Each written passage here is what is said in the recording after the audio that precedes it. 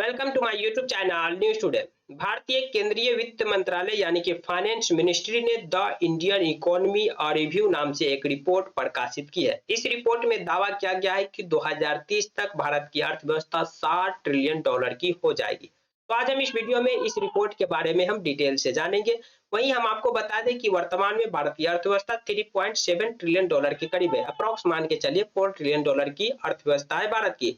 और इससे पहले भी कई रिपोर्टें आ चुकी है जिसमें यह दावा किया गया है कि 2027-28 तक भारत की अर्थव्यवस्था 5 ट्रिलियन डॉलर की हो जाएगी। वहीं अब जो केंद्र सरकार की तरफ से जो रिपोर्ट आई है, केंद्रीय वित्त मंत्रालय की तरफ से जो रिपोर्ट आई है, इसमें दावा किया गया है कि भारत की अर्थव्यवस्था 2030 तक 7 ट्रिलियन डॉलर की हो जाएगी। तो आज हम इस रिपोर्ट की चर्चा इस वीडियो में करेंगे। आप लोगों से रिक्वेस्ट है कि आप मेरे चैनल पर फर्स्ट टाइम है तो प्लीज चैनल को सब्सक्राइब कर दीजिए, वीडियो को लाइक कर दीजिए। चलिए हम इस रिपोर्ट के बारे में डिटेल से जानते हैं। भारत सरकार के मुख्य आर्थिक सलाहकार वी अनंत नागेश्वरन और उनके अर्थशास्त्रियों की टीम द्वारा लिखित द इंडियन इकोनॉमी रिव्यू के अनुसार भारत 2030 तक 7 ट्रिलियन डॉलर की अर्थव्यवस्था बनने की आकांक्षा रख सकता है। 74 पेज का दस्तावेज आर्थिक मामलों के विभाग द्वारा तैयार किया गया भारत का आर्थिक सर्वेक्षण नहीं है, बल्कि एक दस्तावेज है जो पिछले 10 वर्षों में भारत की अर्थव्यवस्था की स्थिति और इसकी यात्रा का जायजा लेता है।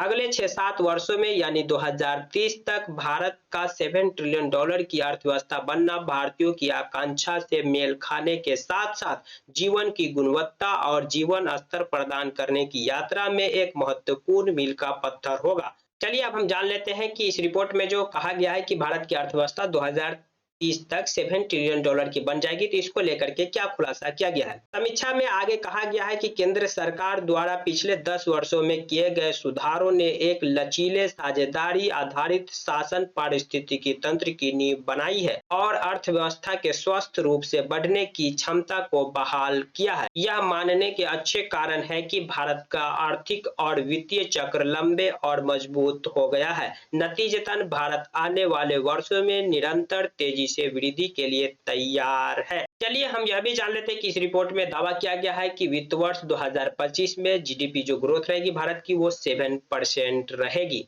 मुख्य आर्थिक सलाहकार ने फाइनेंशियल ईयर 2023-24 में 7% या उससे ऊपर बढ़ने के बाद वित्त वर्ष 2025 में भारतीय अर्थव्यवस्था के विकास दर 7% होने का अनुमान लगाया है। वैश्विक परिदृश्य में जोखिम और अनिश्चितता के बावजूद लचीली घरेलू मांग से इसे बढ़ावा मिलेगा। अगर वित्त वर्ष 2015 के लिए पूर्वानुमान सही साबित होता है तो यह महामारी के बाद चौथा वर्ष होगा जब भारतीय अर्थव्यवस्था 7% या उससे अधिक की दर से बढ़ेगी। यह एक प्रभावशाली उपलब्धि होगी जो भारतीय अर्थव्यवस्था के लचीलेपन और क्षमता की गवाही देगी। यह भारतीय अर्थव्यवस्था के लिए अच्छा संकेत है, नागेश्वरन ने समीक्षा में कहा है। इस बीच राष्ट्रीय सांख्यिकी कार्यालय के अनुसार भारतीय अर्थव्यवस्था 2023-24 में 7.3% बढ़ने का अनुमान है, जबकि भारतीय रिजर्व बैंक आरबीआई ने चालू वित्त वर्ष के लिए 7% विकास दर का अनुमान लगाया है। जब विश्व अर्थव्यवस्था 4% की दर से बढ़ रही हो तो भारत के लिए 8 से 9% की दर से बढ़ना एक बात है, लेकिन जब विश्व की अर्थव्यवस्था 2% की दर से बढ़ने के लिए संघर्ष कर रही हो तो 7% या उससे ऊपर बढ़ना दूसरी बात है, आर्थिक सलाहकार नागेश्वरन ने कहा। चलिए अब हम जान लेते हैं कि किस चीज ने मांग को प्रेरित किया, यानी कि भारत की अर्थव्यवस्था में जो ग्रोथ हमें देखने को मिल रहा है यानी 7% या 5%, इसमें एक बहुत बड़ी वजह यह है कि भारत में लगातार घरेलू वस्तुओं की मांग बढ़ रही है। हमने एक कल वीडियो भी बनाया था कि आईएमएफ ने भी भारत की जो विकास दर है, मतलब कि अगले साल कितने प्रतिशत से भारत की अर्थव्यवस्था ग्रो करेगी, इसको अपडेट किया है और उसे बढ़ा करके 6.5% कर दिया। और उन्होंने कारण भी दिया कि इसका वजह यह है कि भारत में लगातार डोमेस्टिक डिमांडें बढ़ रही है, मतलब घरेलू वस्तुओं की डिमांड बढ़ रही है। तो चलिए इसके बारे में जान लेते हैं कि इस रिपोर्ट में क्या कहा गया। समीक्षा के अनुसार मजबूत घरेलू मांग ने पिछले 3 वर्षों में अर्थव्यवस्था को 7% से अधिक के विकास दर पर पहुंचा दिया है। अर्थव्यवस्था की समीक्षा में कहा गया कि घरेलू मांग यानी कि निजी खपत और निवेश में जो मजबूती दिखाई है उसकी उत्पत्ति पिछले 10 वर्षों में सरकार द्वारा लागू किए गए सुधार और उपाय से होती है।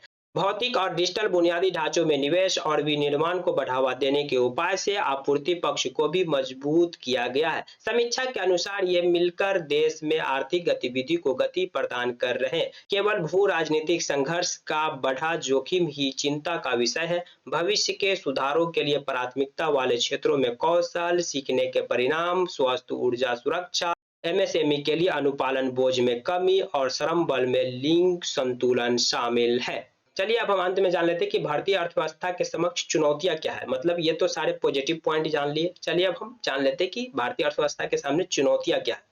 मुख्य आर्थिक सलाहकार ने भारतीय अर्थव्यवस्था के सामने चुनौतियों पर भी प्रकाश डाला है और कहा है कि लाल सागर में हो रही घटनाओं ने वैश्विक आपूर्ति श्रृंखला पर निर्भरता पर चिंता वापस ला दी है, जिससे 2023 में वैश्विक व्यापार में धीमी वृद्धि और बढ़ गई है। विकास के लिए निर्यात का रास्ता आसान नहीं होगा। वैश्विक अर्थव्यवस्था कोविड के बाद सुधार को बनाए रखने के लिए संघर्ष कर रही है, क्योंकि लगातार झटकों ने इसे प्रभावित किया है। चीफ इकोनॉमिक एडवाइजर ने कहा कि 2024 में आपूर्ति श्रृंखला में व्यवधान फिर से आ गया है। चीफ इकोनॉमिक एडवाइजर नागेश्वरन ने आगे कहा कि आर्टिफिशियल इंटेलिजेंस के आगमन से व्यापार और रोजगार में वृद्धि के लिए गंभीर और परेशान करने वाले सवाल खड़े हो गए हैं, क्योंकि प्रौद्योगिकी लगातार प्रतिस्पर्धात्मक के उस लाभ को खत्म कर सकती है जो डिजिटल सेवा का निर्यात करने वाले देशों को मिलते हैं। तीसरा और यकीनन सबसे महत्वपूर्ण ऊर्जा परिवर्तन चुनौती है। अर्थव्यवस्था की समीक्षा में यह भी सूचीबद्ध किया गया है कि बढ़ते तापमान पर चिंताओं के कारण कार्बन उत्सर्जन को कम करने पर ध्यान केंद्रित किया गया है। इस दृढ़ संकल्प के बीच ग्रीन हाउस गैसों का उत्सर्जन, विशेष रूप से कार्बन, सबसे महत्वपूर्ण कारक है। तो ये रहे केंद्रीय वित्त मंत्रालय की तरफ से जो द इंडियन इकोनॉमी और रिव्यू नाम से रिपोर्ट प्रकाशित किया गया है और इसमें दावा किया गया कि 2030 तक भारत की अर्थव्यवस्था $7 ट्रिलियन की हो जाएगी। वहीं भारतीय अर्थव्यवस्था के सामने जो चुनौतियां हैं उन चुनौतियों का भी जिक्र किया गया है। बाकी इस रिपोर्ट पर आपकी क्या प्रतिक्रिया है, कमेंट बॉक्स खुला, कमेंट कर सकते हैं। जानकारी पसंद आई तो प्लीज वीडियो को लाइक कर दीजिए, चैनल को सब्सक्राइब कर दीजिए। Thank you for watching.